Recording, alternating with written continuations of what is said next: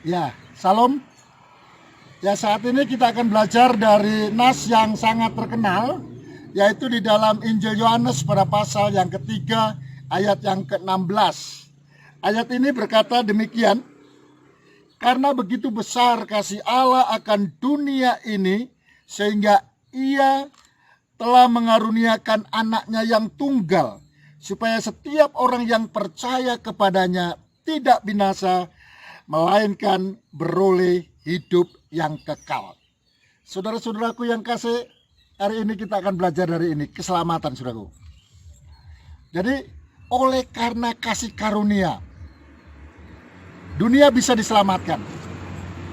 Jadi manusia tidak bisa selamat oleh karena perbuatannya, oleh karena kekayaannya, oleh karena kepandaiannya, saudara-saudaraku yang kasih.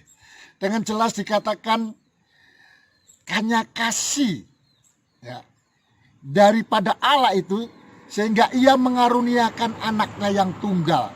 Dan dikatakan setiap orang yang percaya kepadanya itu akan selamat, itu akan hidup. Tapi kalau dia nggak percaya ya nggak selamat, saudara-saudaraku yang kasih ya. Kenapa bisa begitu, saudara-saudaraku yang kasih? Cobalah, kenapa Allah menurunkan ini? Kenapa Allah harus turun menjadi manusia, saudara-saudara? Karena di dunia ini orang kecenderungannya berdosa.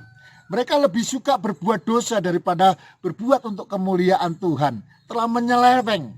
Kalau nas yang lain mengatakan bahwasanya dunia ini penuh dengan dosa. Ya, semuanya telah berdosa dan semuanya telah kehilangan kemuliaan Allah. Sehingga pada akhirnya, saudaraku, dosa terus merajalela.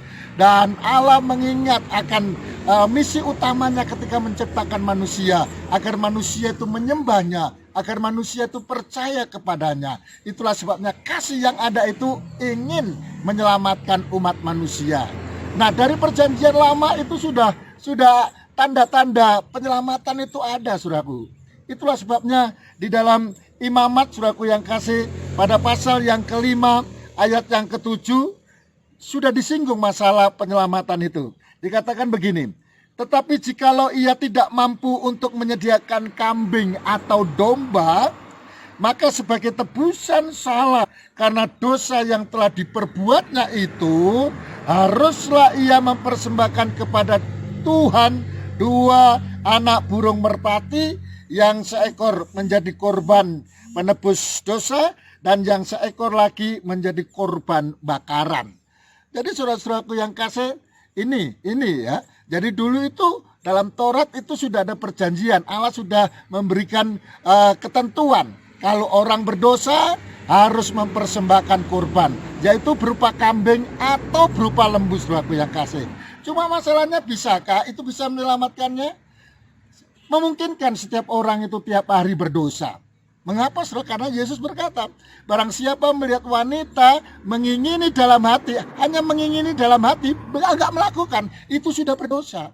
Maka coba bayangkan kalau setiap hari orang berdosa, setiap hari harus korbankan 1 kambing atau 1 domba. Coba bayangkan kalau 1 minggu tiap hari berdosa, kan 7 kambing atau 7 domba, saudara-saudaraku. Nah, kalau 1 bulan tiap hari berdosa 30 ekor kambing atau domba, itu kalau 1 bulan. Nah, kalau 1 tahun tiap hari berdosa kan 300 sekian domba, saudara-saudara. Nah, kalau bertahun-tahun bagaimana, saudara-saudaraku yang kasih? Ya repot juga kan. Nah, dan ayat ini dikatakan kalau sudah nggak mampu lagi kambing atau domba, diturunkan 2 ekor burung kan gitu kan. Nah, setiap hari berdosa 1 hari 2 ekor burung, 1 minggu 14 ekor burung, lalu kemudian 1 bulan, saudara-saudaraku yang kasih, ya udah tinggal kalikan 2 aja, 60 burung kan gitu kan. Nah, 1 tahun, saudaraku yang kasih, wah 700 burung. Nah, kalau bertahun-tahun kan burungnya siapa lagi kalau udah habis? Burungnya siapa lagi coba? Ya gak mungkin, saudara-saudaraku yang kasih. Itulah sebabnya Tuhan turunkan korban yang sempurna, yaitu anak domba Allah yang disebutnya seperti itu, saudara. Yaitu Yesus sendiri, dia turun ke dunia. Jadi itulah sebabnya kalau orang percaya kepada Yesus, dia beroleh hidup yang kekal. Dan ditekankan kembali, saudara-saudaraku yang kasih, di dalam kitab Kisah Para Rasul pada pasal yang keempat ayat yang ke-12 dikatakan begini, dan keselamatan tidak ada di dalam siapapun juga selain di dalam Dia. Sebab di bawah kolong langit ini tidak ada nama lain yang diberikan kepada manusia yang olehnya kita dapat diselamatkan. Jadi saudaraku, hanya melalui Yesus kita boleh hidup. Hanya melalui Yesus kita bisa diselamatkan. Jadi sekian pemberitaan kita hari ini.